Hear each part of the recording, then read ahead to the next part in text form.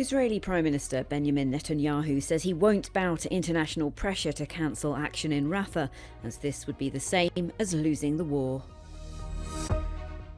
Russian officials say the cause of Alexei Navalny's death is being re-examined as arrests at memorials across Russia surpass 400. Josep Borrell said that the EU will not be able to play a geopolitical role if it is not ready to defend itself during the annual Munich Security Conference. At least 40 people are reported to have been killed after a series of Israeli airstrikes in the Deir al-Bala neighbourhood in central Gaza Strip. As Israel Defense Forces said it struck a series of Hamas operational command and control centres there, Israeli Prime Minister Benjamin Netanyahu reiterated that he won't bow to international pressure to cancel the planned operation in Rafah, as this would be the same as losing the war. ישראל בהנהגתי תמשיך להתנגד בתוקף להכרה חד צדדית במדינה פלסטינית. ומתי רוצים לתת ההכרה החד צדדית הזאת?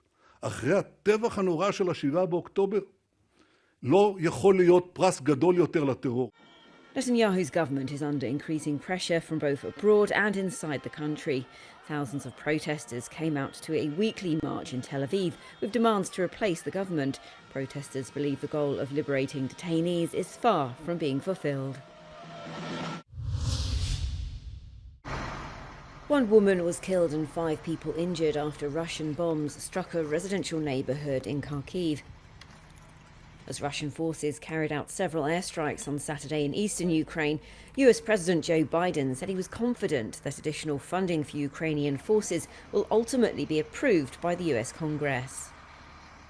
So the idea that we're going to walk away from Ukraine, the idea that we're going to let NATO begin to split, is totally against the interests of the United States of America, and it is against our word we've given since all the way back to Eisenhower.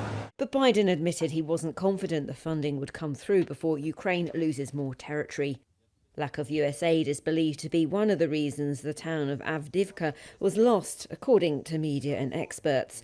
Howitzer artillery weapons have been mostly silent over the last weeks to conserve ammunition, according to Latvian journalists.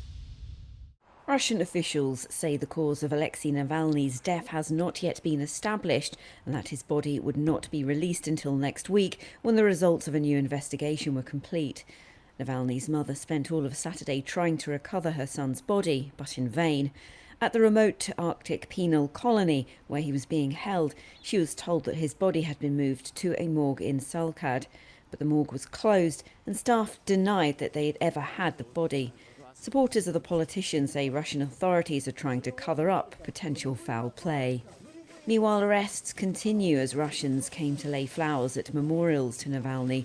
According to a group that monitors political repression in Russia, more than 4 people have been detained at memorial events since his death.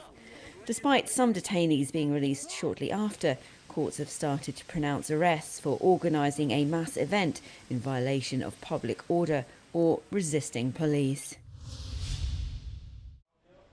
The European Union's foreign policy chief Josep Borrell said that the bloc will not be able to play a geopolitical role if it is not ready to defend itself on the final day of the annual Munich Security Conference. Concerning Ukraine, he stressed that the member states need to work together quicker and better. We have been hesitating maybe too many times. 2 years ago, here, we were ready to give helmets.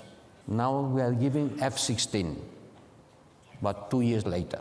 Had we taken this decision quicker, maybe the war would have been different. Speaking of the Israel-Hamas war, Borrell said the EU needs to be more united if it wants a role in the Middle East, quoting, "As we have been in the case of Ukraine, where with maybe the exception of a single country, our unity has been remarkable. But here I see that there is dispersion of approaches and many member states want to play their own game."